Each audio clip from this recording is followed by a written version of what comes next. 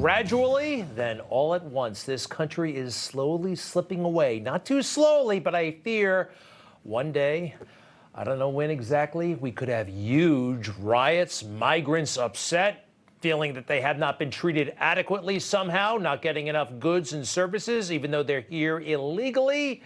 And could there one day be fewer American citizens in this country than people who just showed up illegally? It's possible. It's not inconceivable. You know, the rest of the world is going through some of this. Bad. It's really bad. Take a look at Greece. The riots over there. It's been hell on earth at times. Bulgaria. Throughout Europe, they have been seeing this onslaught of refugees, migrants there in those countries without citizenship. Paris losing its culture. Places like Italy, Sweden.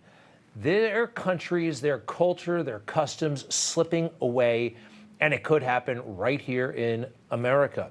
You heard about the latest, all the Venezuelans coming, right? No papers, no permission, coming here illegally, no problem, no problem. A work permit has been issued for 400,000 Venezuelans to work here, even though they're here illegally in the first place. All kinds of games are being played right now. I think of it this way. The border crisis is the new COVID, right? Remember when COVID struck and they started playing around with the election rules and laws and saying you could vote pretty much any way you wanted? They're rearranging society then and now. The same kind of thing is happening. Cutting corners, blowing off the law, and a lot of people like it that way. I mean, the globalists, this is what they want. One equal planet. One equal and miserable planet. You ever heard of Louis C.K., the comedian? I used to kind of like him, but wow. He just put it all out there, what the elites want, I guess including him now. My feeling is they should open it, the border, and just let them pour in, let everybody pour in, and then the answer, which is, well, then there'll be all these problems. Yes, there should be. It shouldn't be so great here, is what I'm saying, in America. It shouldn't be. It's a weird thing to sequester a certain group of people and try to keep upping their lifespan and their lifestyle, and just keep trying to increase that for this group of people, and then this pressure of people trying to come in so they can enjoy it. And then it gets worse and worse down here. It's not good for us either. It's not a good way to live in a gated community, you know? You know, America fundamentally is about, creating a more perfect union. Everybody has a right to strive for happiness, right? Peace, prosperity. He doesn't like any of that stuff, and neither do a lot of his colleagues. You know, one of the problems that we'll be faced with, these cultures, these customs that we're unfamiliar with, that we don't like, actually, like Sharia law. Do we like Sharia law? Well, it's coming to America. If this isn't checked in some serious and meaningful way soon, we're going to lose our culture. We're going to lose the American way of life.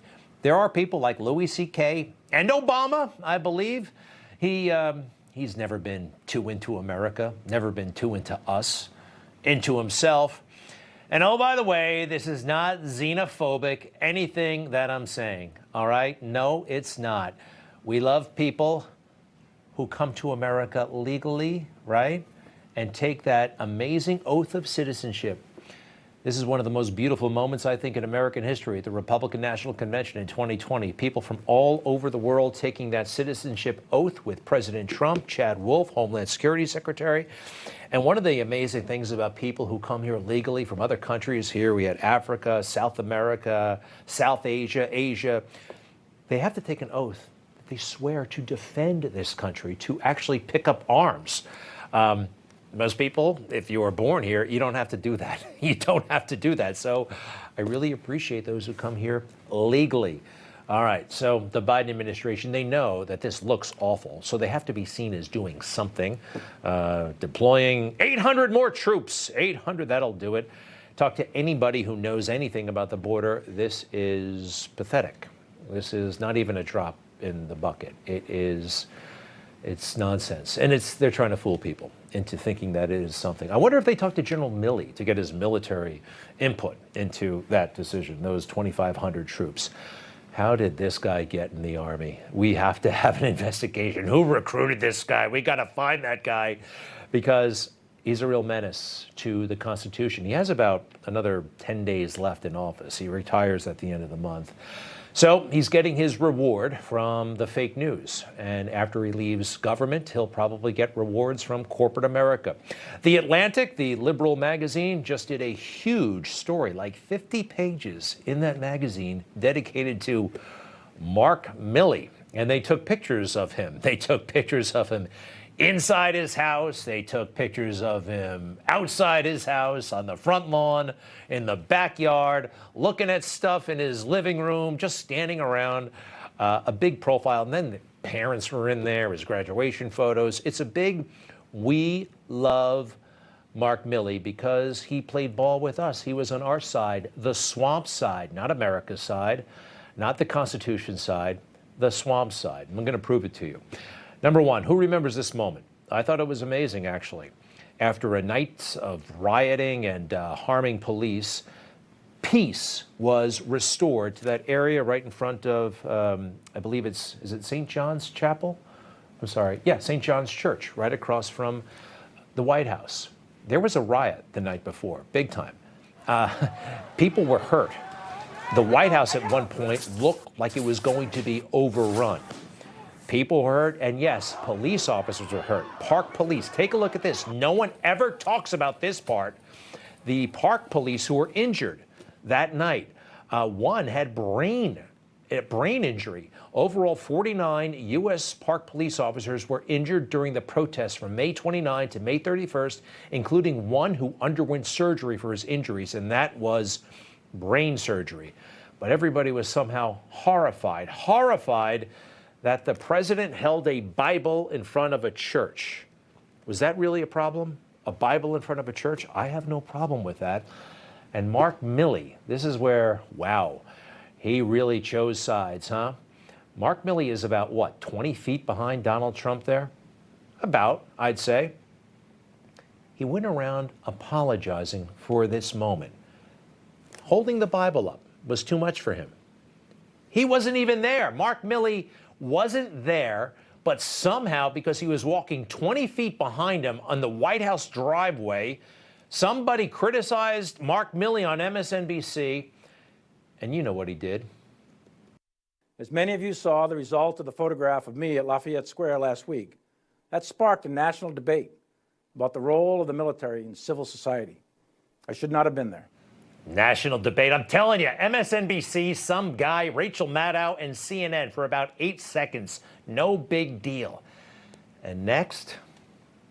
My presence in that moment and in that environment created a perception of the military involved in domestic politics.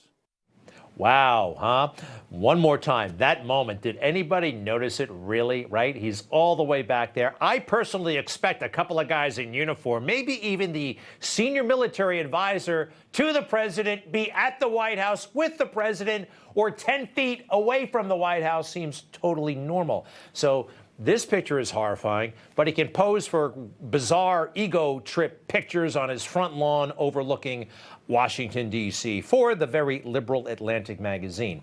All right, but let's take him at his word. He must remain apolitical, all right? This is the thing with this guy. I must be apolitical. Watch, he says this a lot. This was a political act, a political event. I didn't realize it at the moment. I probably should have, but I didn't until the event was well on its way. Walking down the driveway. Next, I am a soldier, and fundamental to this republic is for the military to stay out of politics. Okay, Mark, really? Next, please.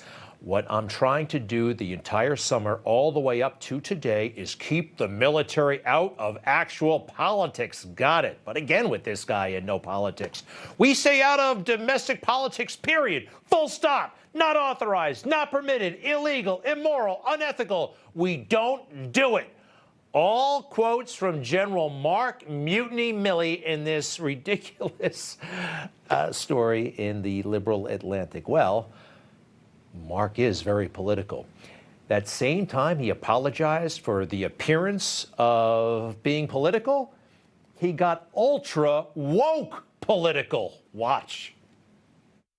I am outraged by the senseless and brutal killing of George Floyd. What we are seeing is the long shadow of our original sin in Jamestown 401 years ago. We are still struggling with racism, and we have much work to do. Unspoken and unconscious bias have no place in America, and they have no place in our armed forces. And we should all be proud that the vast majority of protests have been peaceful. We must ensure fairness and equity at all key gateway selection boards, including promotion, command, and war call. Be inclusive. Make a commitment to seek out and surround yourself with those who don't look like you. You see, right? The original sin at Jamestown, equity, George Floyd. This sanctimonious guy is touching on every hot-button domestic political issue of our time as he claims to be apolitical. That's unethical, right? Full stop. No discussion. Unethical. Not going to do it. How about when he showed up in front of Matt Gaetz's committee? I want to understand white rage, and I'm white, and I want to understand it. And I personally find it offensive that we are accusing the United States military, our general officers, our commissioned, non-commissioned officers, of being, quote, woke or something else because we're studying some theories that are out there. That was started at Harvard Law School years ago. All right. So he's got a big mouth. He's got a very big mouth. And he shot it off there and to this guy at the Atlantic magazine. Some very strange things in here. Somebody's praising him here. It's actually a guy named Gaetz, used to be the Secretary of Defense. Milley, who served as his military assistant when Gaetz was Bush's Secretary of Defense, was uniquely qualified to defend the Constitution from Trump. Defend the Constitution from Trump. That is a very bad attitude to approach that job. You're advising Trump, senior military advisor, but it gets a lot weirder. So in the summer of 2020, he visits his friend Chiarelli, another general. That summer, Milley visited Chiarelli in Washington State and over breakfast described what he thought was coming next. It was unbelievable. This is August 2nd. And he laid out in specific detail what his concerns were between August and Inauguration Day. This is his friend, Chiarelli, saying this. Next, please. He identified one of his biggest concerns as January 6th, the day the Senate was to meet to certify the election. It was almost like a crystal ball, or almost like he was planning something, or in on the planning, or colluding with, I think we all know who. Next, please. In a call on the Saturday before Election Day, Milley told news anchors, whatever the hell he's doing this for, including George Stephanopoulos, Lester Holt, and Norah O'Donnell, that the military's role was to protect democracy, not undermine it. Number one, when you say these basic things, it makes me very suspicious, right? Before Election Day, he's having this kind of phone call. Do you remember people were boarding up stores and businesses before the election, not in the event of a Biden victory, but in the event of a Trump victory? Next, please. The context was, we know how fraught things are, and we have a sense of what might happen, and we're not going to let Trump do it, Stephanopoulos told the writer of the story, Mr. Goldberg. Isn't that something? What was this guy up to? What is actually happening here? All right. This is circumstantial evidence, but it indicates to me that Milley was involved in some sort of plot against the president. This is not the way a general who's advising the president on military affairs operates. And then there's this. It's a little bit of fake news in the middle of the article, just a little thing, but it bothers me. So when Milley became the chairman of the Joint Chiefs of Staff, they had a big ceremony for him at Fort Myer, right outside of Washington, D.C. And there's a band, and at one moment they're going to have somebody sing the America the Beautiful. So it's a person who was severely wounded who's going to be doing the singing. They write in the story that Trump was offended somehow. Why do you bring people like that here? No one wants to see that, the wounded. Never let a villa appear in public again, Trump told Milley. So they write the story as if, wow, he just saw a badly wounded person and for some reason just was like, this is offensive to me. They have lied about him before along these lines, remember? So I went back to the moment to see what happened. This is what happened.